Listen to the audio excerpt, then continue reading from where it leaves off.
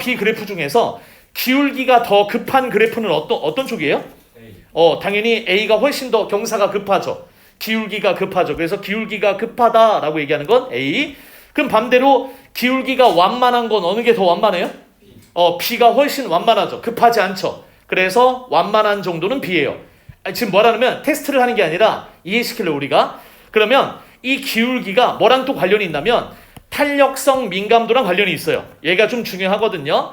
탄력적인 게 뭐지? 내가 공을 던졌는데 많이 튀어오르면 탄력적인 거요? 덜 탄력적인 거요? 탄력적인 거죠. 내가 던졌는데 많이 튀어오르지 않고 그냥 머물러 있거나 별로 안 튀어오른다면 덜 탄력적인 거예요. 민감한 건 뭐죠? 내가 톡 건드렸는데 민감하게 반응해. 막 과도하게 반응해. 그럼 민감한 거죠. 자, 그러면 요걸 경제용으로 다 데리고 오면 가격을 조금만 올리거나 내렸는데 수요량이 막 민감하게 반응했어요. 막 크게 변했어요. 그럼 뭐 한 거예요? 탄력도가 높은 거예요? 적은 거예요? 탄력성이 높은 거예요. 그 다음에 민감도도 높은 거예요. 자, 그러면 문제를 내볼게요. 그냥 생각만 해보세요. 자, 가격을 이렇게 힌트는 뭐 요거 그림을 봐도 되고 가격을 뭐 요 정도였는데 내가 가격을 떨어뜨렸어요. 이 시장에서요. 가격을 떨어뜨렸더니 이만큼의 뭐가 늘어났죠? 수요가 늘어났죠. 자, 그 다음에 B 그래프요. 가격이 이만큼이었는데 가격을 많이 떨어뜨리니까 요만큼 늘어났어요. 자, 이 두 개 중에 A와 B 그래프 중에서 누가 더 탄력성이 더 높은 그래프죠? 더 많이 변한 거여야 돼요. 더 많이 변해야 돼요. A가 내가 잘못 그렸나 보다. 맞지? 그러니까 왜냐면 변화량이 기울기가 완만하면 가격을 좀만 떨어뜨렸는데도 많이 변하고요. 기울기가 급하면요. 이렇게 가격을 떨어뜨려도 좀만 변해요. 그러니까 무슨 말이냐면 둘 다 변하는 건 마찬가지인데 어느 게 더 탄력적이고 민감하냐 물어보신다면 B가 훨씬 더 탄력적이고 민감하다 이거예요. 기울기가 완만한 쪽이 훨씬 더 가격 변화에 민감하게 반응했다 이거예요. 그러면 이것을 우리는 탄력성이 높다. 그 다음에 민감도가 높다고 해야 돼요. 약간 다를 수 있어요. 수학적인 어떤 공식에서 X와 Y축을 다르게 놨을 경우에 꼭 이렇게 경사가 급한 걸 더 민감하게 보는 경우도 있는 걸로 알고 있어요. 그런데 최소한 경제 용어에서는 지금 쌤하고 한 바로는 가격의 조그만 변화에도 급격하게 변화를 보이거나 민감하게 반응을 보이는 쪽이 훨씬 더 민감하고 탄력적이라고 보는 거예요. 그래서 A보다는 B가 훨씬 더 민감한 거예요. 수요량의 변화가 더 많이 일어났으니까요. 이해 좀 될 것 같아요? 네. 그래서 이제 오른쪽에 이제 밑에 하단에 이런 부분이 나오거든요. 완전 경쟁 시장에서는 수요 곡선은 똑같이 음의 기울기지만 개별 기업의 수요 곡선이라는 게 있어요. 개별 기업의 입장으로서 지금 바깥에 가면 뭐 상점도 있고 맞지? 식당도 있고 뭐 편의점도 있고 우리 학원조차도 하나의 개별 기업일 거예요. 그렇죠? 그 수많은 상점들. 우리 아버지 어머니가 자영업자시면 다 개별 기업일 거예요. 그 개별 기업의 입장에서 그 완전 경쟁 시장에 놓였을 경우에는 제품의 하나가 전부 다 동질의 상품이에요. 생수를 생각해보면 생수가 엄청나게 좋다라고 생각하는 난 이거 비싸게 먹어야겠어 라고 생각하는 생수가 있나요? 있을 수도 있을 것 같긴 한데 내 생각에는 이름은 다양하지만 거의 동질의 상품이잖아요. 그렇죠? 우유도 약간 비슷하죠. 그렇죠? 고급 우유 뭐 산양유 이런 거 말고 똑같은 원유를 만든 1AA 우리나라의 모든 원유는 거의 비슷하다는 거 알고 있는데 그러면 그건 거의 대부분 동질의 상품이에요. 그렇죠? 동질의 상품을 여러 개의 기업이 놓고 경쟁하는 경우에 우리 개별 기업의 입장에서는 가격을 올리거나 내리기가 쉬울까 어려울까? 어렵잖아요. 그래서 그 완전 경쟁 시장에서는 이런 그래프를 띈다는 말이 왼쪽에 있어요. 자, 왼쪽에 여기 부분인데 개별 기업은 가격 수용자가 되고요. 여기 보면 개별 기업의 수요 곡선은 주어진 시장 가격에서 수평선이 된대요. 이게 요 얘기예요. 무슨 말이냐면 내가 마음대로 가격을 올려도 될 수도 있겠지만 내가 가격 좀만 올리면 사요 안 사요? 소비자들 물건 안 사요. 동질의 상품을 여러 개의 기업이 다 팔고 있잖아요. 나 혼자 나 좀만 더 벌어봐야지 해서 욕심 때문에 좀 올렸잖아요. 그러면 급격하게 수요가 그냥 빵이 돼요. 요 선을 계속 유지하고 있는 거예요. 그럼 반대로 선생님 그럼 반대로 내리면 되잖아요. 내리면 수요가 폭발적으로 증가할 거예요. 다만 안 좋은 점이 있어요. 그럼 너도 나도 다 내릴 거 아니에요. 그렇죠? 출혈 경쟁이 생기고. 그래서 완전 경쟁 시장에서의 개별 기업의 입장에서는 이렇게 일정한 가격, 이미 형성된 이 시장 가격을 그대로 유지하면서 가는 게 제일 좋아요. 그래서 일정한 수요도 계속 있을 거고요. 그렇죠? 오른쪽으로 가면 수요가 늘어나는 거죠. 그러면 이때 요 곡선은 거의 수평선이죠. 민감한 거예요? 이제 아니면 덜 민감한 거예요? 민감한 거. 이거 탄력적인 거예요? 탄력적이지 않은 거예요? 탄력적이죠. 이제 너희들의 생각은 뭐 이렇게 막 이렇게 막 울퉁불퉁하고 이래야지 막 울퉁불퉁하다? 죄송합니다. 선생님, 좀 자꾸 회로가 고장났어요. 그래서 뭐냐면 죄송해요. 드립이었어요. 요거는 탄력적. 가격의 변화가 좀 올라갔다. 가격의 변화가 조금 올라갔어. 0이 돼요. 극단적으로 치달아요. 변화량이 극단적이에요. 그 다음에 내가 좀만 내리잖아? 그러면 수요가 이거 안 돼, 맞지? 그냥 폭발적으로 증가할 거야. 이 가격의 변화에 굉장히 민감한 극단적인 민감도를 보이는 거예요. 이 수평선은. 그래서 밑에 보면 이 그래프는 완전 탄력적이라 할 수 있겠지. 완만하면 완만할수록 탄력적이 민감한 거다라는 걸 알고 있으면 좋을 것 같아요. 그래서 가격이 아주 조금이라도 변해도 수요량이 엄청나게 변하는 요 형태는 완전 경쟁 시장에서만 볼 수 있는 개별 기업의 입장으로서의 수요 곡선인 거예요. 이 개별 우리 자영업자야? 나랑 동일하게 물건을 파는 사람들이 많은데 똑같은 편의점이 많은데 내 편의점에서 무작정 가격을 조금 올리거나 내리거나 할 수는 없단 말이죠. 내려서 잠깐 이익은 얻을 수 있지만 결국 다 망하는 길을 택하게 될 거예요. 추료 경쟁을 하게 되거나. 그래서 이런 형태를 띱니다. 오케이? 네. 거의 끝났어요. 그래서 내가 말한 거 이것만 이해하면 그냥 다 끝나는 거나 마찬가지예요. 근데 몇 줄은 더 있어요. 그래서 밑에 약간 기대한 사람이 있어요? 다 끝난 거나 마찬가지 하니까 벌써 끝나나? 좀 더 해야 되는데. 밑에 좀 있잖아. 그렇죠? 자, 색깔펜으로 한번 여기 마지막 마무리를 한번 해봅시다. 그래서 3개를 해볼게요. 3개 뭐냐면 크게 써도 되고 작게 써도 됩니다. 쌤은 그냥 웬만하면 크게 쓰면 좋겠는데 나중에 그런 어떤 노하우 뭐 이런 거는 현주쌤도 받고 다른 쌤들에게도 받으면 되잖아요. 자, 1번 3가지 유형이 나왔어. 완전 경쟁 시장의 경우에는 자, 모든 기업들이 동질의 상품을 팔고 있기 때문에 어떤 특별한 기업이 시장 가격보다 높은 가격을 매겨버리면 안 팔려요. 그냥 수요가 빵이 돼버려. 아까 봤죠? 비탄력, 매우 탄력적이죠. 그렇죠?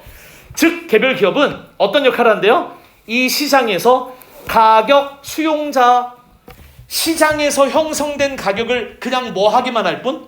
받아들이기만 할 뿐의 역할만 한대요. 그래 받아들이기만 할 뿐 내가 설정할 수 있는 권한은 거의 주어지지 않아요. 그러니까 그거에 맞춰서 가격을 수용해서 물건을 팔고 자기만의 이윤을 추구해야겠죠. 그래서 밑에 그것을 주어진 가격으로 받아들이고 공급량을 결정한다. 여기까지 밑줄 그으시면 좋을 것 같고 그 중에서 가격 수용자, 개별 기업 역할, 개별적인 이 기업들은 완전 경쟁 시장에서는 가격을 수용하는 입장, 아주 수동적인 사람들이에요. 그렇죠? 이미 형성된 시장 가격을 무시 못해요. 그걸 받아들일 수밖에 없는 입장이에요. 자, 밑에 두 번째는 뭐죠? 마지막 수평선이 된다. 이건 아까 얘기했던 말이니까 수평선은 그 개별 기업의 입장에서의 수요 곡선을 말하는 거고 주어진 시장 가격에서 수평선이 될 수밖에 없다. 왜? 그 가격을 따라야 하기 때문에. 그래서 아까 여기 위에 수평선 위에다가 극단적인 민감도 한 번만 적어주실래요? 극단적인 민감도. 가격을 조금이라도 올리면 아주 조금 올려도 바로 수요 확 떨어져요. 그렇지? 거의 0에 가깝도록. 가격을 조금만 내려도 수요가 팍 늘어나요. 그러면 다 같이 그러면 내가 가격 내려서 돈 많이 버는 게 낫지 않겠어요? 일시적이에요. 다 같이 망하는 공멸의 길일 수도 있어요. 그렇죠? 그러니까 그런 역효과는 나중에 또 이제 그거에 관련해서 또 배우게 되겠지만 극단적인 민감도를 띈다. 자, 그 다음에 이제 두 번째죠. 완전 극 오른쪽. 자, 독점 시장의 경우에는 여기 두 번째가 됐어요. 이때 개별 기업은 어때요? 내가 만드는 이 물건이 우리 회사만이 유일하게 만들 수 있는 거니까 내 상품의 가격은 누가 정한다? 내가 정할게. 그래서 가격 설정자가 돼요. 가격 설정자. 그래서 별표를 한번 쳐봤어요. 자, 벌써 두 개가 다 나뉘지 않았냐? 완전 경쟁 시장에서의 개별 기업은 그 시장 가격을 수용하는 사람이에요. 개별 수용자. 그치? 가격 수용자. 독점 시장에서는요, 내가 내 마음대로 가격 결정할 건데 누가 뭐라 그래? 가격 설정자가 돼요. 그래서 가격 수용자, 설정자. 극과 극이죠, 그쵸? 가운데가 이제 우리가 지금 배우는 독점적 경쟁 시장에 대한 얘기죠. 3번 이렇게 써봤어요. 이제 끝났다. 3번.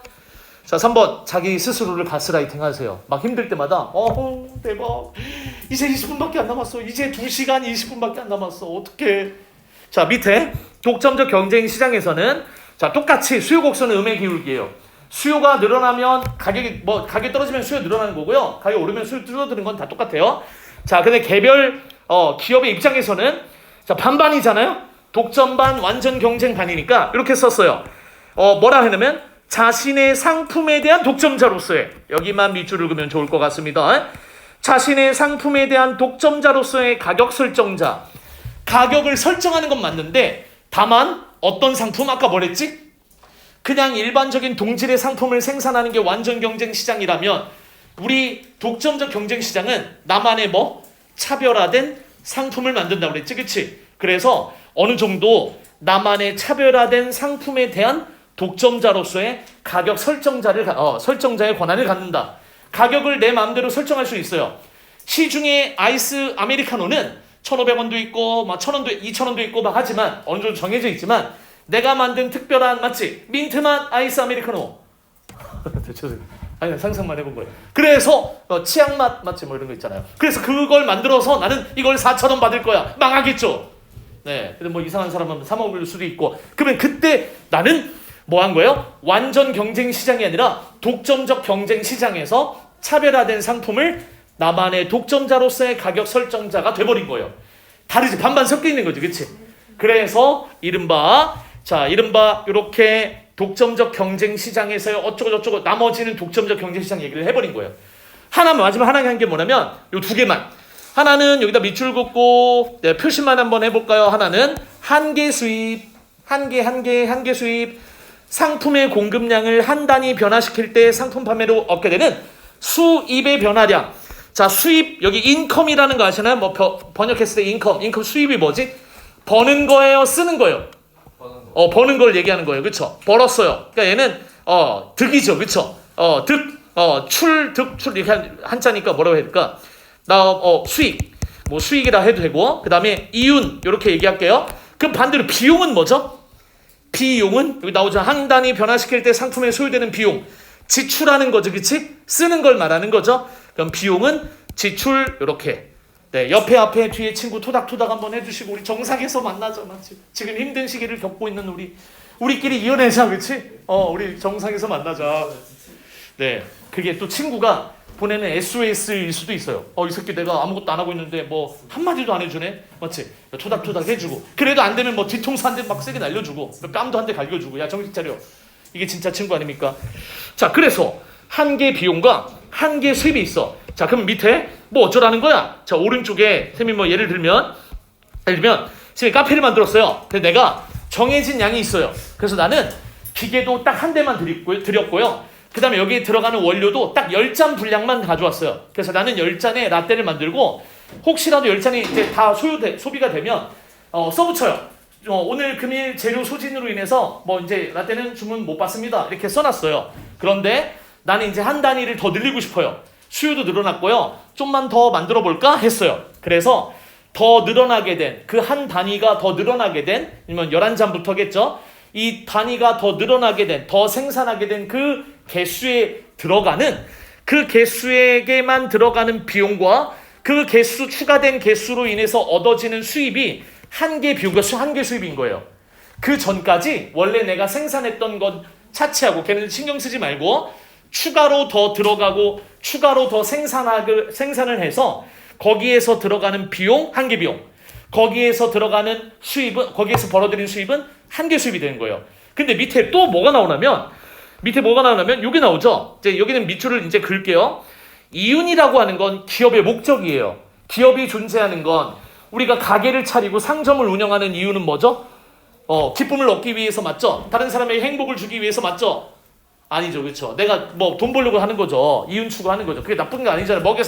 먹고 살아야 될 거 아니에요. 그래서 밑에 긁힌 거 아닙니다. 그래서 먹고 살. 자, 밑에 이윤은 판매 수입에서 상품 생산에 소요된 총 비용을 뺀 순이익을 우리는 이윤이라 해요. 그리고 이 초과 이윤의 발생 조건은 자, 너무 쉽다. 내가 판매를 해서 얻은 수입이 여기에 들어간 총 비용보다 많다면 난 뭐 된 거예요? 난 뭘 얻은 거예요? 초과 이윤을 얻은 거죠. 그렇죠? 그리고 모든 기업의 존재 목적은 뭘 위해서? 이윤을 위해서, 이윤 추구를 위해서 존재하는 것이죠. 그러면 내가 이 기업을 만든 목적을 달성하는 거지, 그렇지? 그래서 항상 이걸 판매 수입이 총 비용을 비용보다 많아야지만 이윤을 달성할 수 있고 그 초과 이윤으로 인해서 내가 존재할 수 있는 거죠. 우리 개별 기업이. 근데 이때 이제 여기만 상품 한 단위당 수입 평균 수입, 한 상품 한 단위당 비용 평균 비용, 한마디로 내가 이 물건을 만들어서 토탈에서 얻은 그 수입을 그 판매된 공급량으로 나눴을 때 나오는 하나당 팔아서 얻은 수입이 평균 수입이고, 하나당 만들었을 때 찍어내는 그 하나당 들어가는 비용이 평균 비용인 거지. 자, 다시 말하면 여기 옆에서 이렇게 보고 말하면, 야, 라떼를 한 잔 더 생산했어요. 이 한 잔을 더 생산하느라고 나는 이 한 개 비용이 우유값도 좀 더 들어갔고요. 기계도 한 대를 더 넣어야 될 것 같고요. 그 다음에 제일 중요한 건 뭐 이제 원두를 더 사들여야 됐어요. 그래서 원래 그냥 10잔 라떼를 만들 때 한 개당 들어가는 그 비용은 한 3,000원 정도였는데 2,000원의 이익을 얻었죠, 이윤을. 근데 이 한 잔을 더 추가적으로 더 생산하려고 해보니까 한 잔 더 생산했다 칩시다. 그때 들어간 비용이 4,000원이 들어간 거예요. 그런데 5,000원에는 팔았죠. 또 5,000원에 팔았죠. 그렇죠? 그러면 난 한 개 비용에서 한 개 수입에서 이 둘을 계산해 보니까 얼마 이윤을 남겼어요? 1,000원의 이윤을 남겼으니까 차라리 한 개 비용, 한 개 수입 이걸 따지면서 더 생산해내도 괜찮다라는 이제 메시지를 받았어요. 그래서 나는 더 생산할 거예요. 그런데 그래서 이게 한 개 비용과 한 개 수입은 추가로 알파로 계산된 그 개수에 들어간 비용과 그 다음에 수입을 말하는 거지만, 여기에 평균 비용은 다시 이 5,000원을 11잔으로 나눈 거예요. 그쵸? 55,000원이겠죠? 11잔 팔았으니까. 이건 토탈로 계산한 거. 그치? 그리고 마지막에 비용도 얘는 이제 3만원에서 34,000원이 됐겠지. 그치? 여기는 1,000원이 더 늘어났으니까 그렇게 계산한 비용은 평균 비용인 거예요. 다 이제 그러면 이걸 가지고 맨 마지막에 한 점만 넘겨보실래요? 한 점만 넘겨보시면 독점적 경쟁 시장, 여기 이제 맨 위에 지금 쌤이 많이 좀 생략을 좀 안 읽고 간 부분이 여기 있는데 좀 어려운 부분은 아니라서, 내가 잘 팔린다 하면 사람들이 다른 기업에서 너도 나도 동질의 상품을 마구마구 만들어내요. 그러면 이윤을 파이가 정해져 있는데 너도 나도 파이를 먹으려고 하면 이 파이가 결국에는 소멸되겠죠. 그렇죠? 그래서 이윤도 0이 되는 시점이 와요. 그때 그 시점을 독점적 경쟁 시장의 장기 균형이라고 한대요.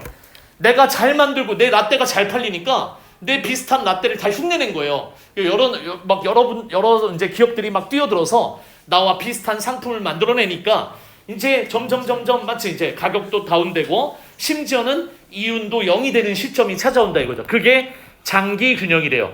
독점적 경쟁 시장에는 필연적으로 장기 균형이 올 때가 있어요. 어느 특별한 그 차별화된 상품이 너무 잘 나가니까, 그 뭐 두총쿠도 그런 거에 해당되지 않을까요? 그러면 너도 나도 뛰어드니까 전반적으로 그 가치가 하락하고 돈을 많이 벌었던 사람들도 점점점 파이를 나누게 되니까 결국에는 수익도 0이 되는 지점이 생기는 거예요. 그럴 때 그때를 말하는 거예요. 마지막 평균 비용을 최소화해서 생산량보다 적게 생산하는 게 특징이래요.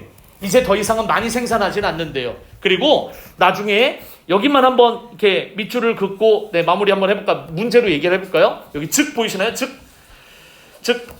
즉이라는 부분. 전국의 설렁탕집들이 설렁탕의 맛을 평준화한다면 평균 비용을 낮춰서 더 낮은 가격으로 설렁탕을 공급할 수는 있겠지만 특색 있는 맛을 내는 설렁탕의 지배수는 감소할 것이다. 즉 독점적 경쟁 시장에서는 생산의 비효율이 나타나는 대신에 생산이 막 다 떨어지고 이러는 것 대신에 다양한 품질의 상품이 시장에 공급되기 때문에 오히려 소비자의 만족도는 증가할 수도 있지 않느냐.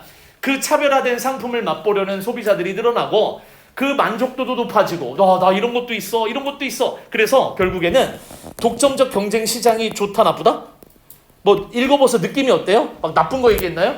좋은 거 얘기했어요. 그러니까 이 경제 규모나 경제 상황, 경제 모형으로 봤을 때 독점적 경쟁 시장의 모형이 가장 가치 있고 의미가 있는 거 그런 모델 같다라는 얘기를 한 거예요. 맨 마지막 줄 두 줄만 밑줄 긋고 진짜 끝났어. 부문이 끝났어요. 이처럼 기업들의 상품 차별화 전략을 이해할 수 있다는 점에서 자 독점 경쟁 시장 모형의 자 의는 다시 이렇게 의미와 가치라고 한번 써볼까요? 의미와 가치를 찾을 수 있다. 맨 밑에 줄. 자 본문의 맨 밑에 줄. 결국에는 독점적 경쟁 시장 모형이야말로 이 현대의 이 자본주의 경제 사회에서 가장 바람직한 유형의 모델은 아닐까. 물론 그런 건 아니게 100%는 없으니까 그런 주장인 거죠. 그렇죠? 그래서 의의를 찾을 수 있다. 이건 이 사람의 뭐 견해이고 주장일 수 있어요. 반대하는 사람도 있어요. 자 그러면 이렇게 봤을 때 뭐 이건 정리를 해본 거긴 한데 다 알고 있으니까 자 1번 문제로 한번 가볼래요? 혹시 문제를 먼저 보는 사람이 있으면 좀 유리할 수 있어요. 그런 습관이 좋은 습관인 건 맞아요. 내가 잘 되는 습관이 있는데 어떤 유명한 인강쌤이 유명한 학원쌤이 뭐 아니면 학교쌤이 야 이렇게 해 라고 해서 강제로 바꿀 필요는 없어요. 자신만의 이제 잘 되는 방법을 너무 이렇게 좀 약간 자신감 없게 그렇게 할 필요는 없다 이거죠. 살리는 방법도 좋아요. 나는 쌤 생각으로는 문제를 한번 먼저 보고 본문 읽어도 좀 괜찮아요. 뭐 그런 방법도 한번 나중에 연습해 보세요. 자 사실 확인. 이건 너무 사실 확인 문제니까 특정한 경제 모형 뭘 설정했죠? 독점적 경쟁 시장 모형이라는 모형을 설정하고 거기에서 도출된 결과로부터 경제적 시사점. 우리는 이렇게 해야 돼. 이런 모형에서는 기업들은 이렇게 물건을 더 이상 판매하지 않고 이렇게 해. 지금 배운 게 내내 요 얘기죠. 네, 답은 2번이 될 것 같고요. 자 밑으로 내려가 보면 얘도 사실 확인 문제라서 별로 어려울 건 없을 것 같고요. 뭐가 틀렸죠 2번은? 달리 독점 시장에서도 수요 곡선은 어떤 기울기를 갖는다? 음의 기울기를 갖는다. 그래서 가격이 높으면 수요량이 적고요. 가격이 낮으면 수요량이 높습니다. 그래서 우하향하는 음의 기울기를 갖습니다. 자 내려가 보시면 자 여기가 문제입니다. 한 개 수입이 내가 10개에서 11개를 만들었어요. 그 한 개를 그 한 개가 헷갈릴 거니까 3개 만들었다 할게요. 왜냐면 그 한 개가 그 한 개 아닌데 자꾸 발음이 되니까 내가 3개를 더 만들었어요. 그럼 그 3개를 더 만들 때 들어간 그 3개를 만들 때 들어간 비용이 무슨 비용? 한 개 비용이고요. 그 3개를 팔았을 때 더 얻어지는 그 3개만의 수입은 무슨 수입? 한 개 수입이래요. 자 근데 한 개 수입이 한 개 비용보다 작대요. 그러면 이득이에요? 손해예요? 손해잖아요. 더 들어갔잖아요. 돈이 더 들어갔잖아요. 자 그러면 이때 100개에서 101개를 만들 죄송해요. 아까 다른 데서는 예문을 한 개를 들었나 봐요. 100개에서 101개를 만들어서 내가 비용이 100원이 들었다면 한 개 수입 그 한 개를 통해서 만들어줄 수입은 50원이 들었어요. 50원을 얻었어요. 난 마이너스 50이에요. 그러면 차라리 안 만드는 게 나을 것 같아요. 그렇죠? 그래서 오히려 공급을 원래 공급량보다 상품 공급량을 한 단위를 줄여보자. 자 그러면 다시 101개에서 100개로 줄여보자 생각해 보세요. 그러면 100원이 들어갈 걸 안 들어가죠. 그렇죠? 그럼 100원을 세이브했어요. 100원 안 들어가죠. 대신 50원을 얻을 수 있는데 50원도 얻을 수 있는 걸 이제 못 얻었어요. 그러면 50원의 이득이죠. 그쵸? 50원을 아낄 수 있는 거죠. 그래서 왼쪽 다시 수입의 감소분이 한 개 수입 감소를 얘기하는 거예요. 자 50원 얻을 수 있었는데 50원 감소됐잖아요. 그 감소분이 비용이 뭐보다 뭐하죠? 비용의 감소분보다 작잖아요. 그쵸? 나 50원 못 벌었어. 대박. 그런데 100원 안 나갔어. 대박. 그러면 비용의 감소분보다 더 작잖아요. 그쵸? 차라리 50원 세이브 된 거잖아요. 된 셈이 됐잖아요. 그래서 기업은 상품의 공급량을 늘려야 돼요? 줄여야 돼요? 감소하는 게 이득이 되잖아요. 감소하게 해야겠지. 그치? 공급량을 감소시켜서 결국에는 뭐 여기까지 보면 1, 2번 중에 하나네요. 그렇게 할 수 있다. 증가시킬 수 있다. 반대로 한 개 수입이 한 개 비용보다 크면 이익이에요? 손해예요?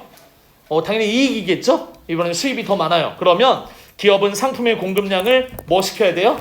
더 많이 증가시키고 늘려야겠죠. 왜? 한 개 수입이 더 많이 발생하니까. 그런 경제 모형을 가지고 기업을 운영한다라는 거예요. 예측하는 거죠. 그렇죠? 그래서 예측이 맞아 떨어지면 뭐 잘 운영한 거고 그렇지 못하면 실패한 거죠. 그래서 답은 2번이 될 수밖에 없을 것 같아요.